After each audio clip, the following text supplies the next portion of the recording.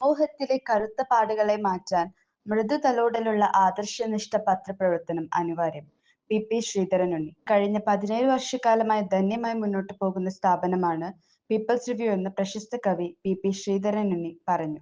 People's review 17ാം വാർഷികാഘോഷവും സാഹിത്യ പുരസ്കാര സമർപ്പണവും നിർവഹിച്ച് സംസാരിക്കുകയായിരുന്നു അദ്ദേഹം. വളരെ എളിയ രീതിയിൽ തുടങ്ങി ഇന്ന് വളരെ ധന്യമായ രീതി, വലിയ എന്ന് വാക്കുകൊണ്ട് പറയുന്നില്ല എങ്കിൽ പോലും വലിയ തലത്തിലെത്തി നിൽക്കുന്ന ഒരു പത്രം, ഒരു ഓൺലൈൻ മാസിക, ഒരു ഓൺലൈൻ പ്രവർത്തനം, പത്രപ്രവർത്തനം, പുസ്തക പ്രസാധനം, പുതിയ രചയിതാക്കളെ കണ്ടെത്തുക എന്ന പ്രക്രിയ, ഇതുപോലെ ഈ പുതിയ കാലത്തിന് ആവശ്യമായ എല്ലാ പ്രവർത്തന മേഖലയും തൊട്ടുകൊണ്ടുപോകുന്ന, അടുപ്പിച്ചു കൊണ്ടുപോകുന്ന, അവരെ സ്നേഹത്തോടെ ആലിംഗനം ചെയ്യുന്ന ഒരു പ്രസ്ഥാനം എന്ന് തന്നെ ഞാൻ പറയട്ടെ. പീപ്പിൾസ് റിവ്യൂ എന്ന ഈ പ്രസ്ഥാനം എൻ്റെ പ്രിയ സുഹൃത്ത് വിശാഖ് കൊണ്ട് നടത്തുന്നത്.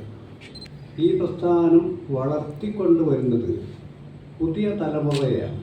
പലപ്പോഴും പല മേഖലകളിൽ നമുക്ക് എത്തിപ്പെടാൻ സാധിക്കാത്ത പുതിയ കൂട്ടുകാരെ, പുതിയ പ്രായം കൊണ്ടും ചെറുപ്പമായവരും പ്രായം കൊണ്ട് മുതിർന്നവരും ഒക്കെ ആയിട്ടുള്ള കൂട്ടുകാരെ ആ രംഗവുമായി അടുപ്പിക്കുക എന്നുള്ളത് ഒരു വലിയ കാര്യമാണ്. പീപ്പിൾസ് റിവ്യൂ സാഹിത്യ പുരസ്കാരം ലക്ഷ്മി വാകയാട്, ഉസ്മാൻ ചാത്തൻചിറ എന്നിവർ സമർപ്പിച്ചു. ചീഫ് എഡിറ്റർ ടി നിസാർ അധ്യക്ഷത വഹിച്ചു. പീപ്പിൾസ് റിവ്യൂ പബ്ലിക്കേഷൻസ് പ്രസിദ്ധീകരിച്ച ചെമ്പോളി ശ്രീനിവാസൻ രചിച്ച നാടകത്രയം പുസ്തക പ്രകാശനം വിൽസൺ സാമുവൽ, സംസ്ഥാന വർക്കിംഗ് പ്രസിഡന്റ് നന്മ, പ്രമുഖ നാടക പ്രവർത്തകൻ ബാബു പരശ്ശേരിക്ക് നൽകി നിർവഹിച്ചു. പീപ്പിൾസ് റിവ്യൂ സ്പെഷ്യൽ സപ്ലിമെന്റ് പ്രകാശനം Calicut book club secretary doctor NM Sunny, Mac builders managing director K മുസ്തഫയ്ക്ക് നൽകി പ്രകാശനം ചെയ്തു.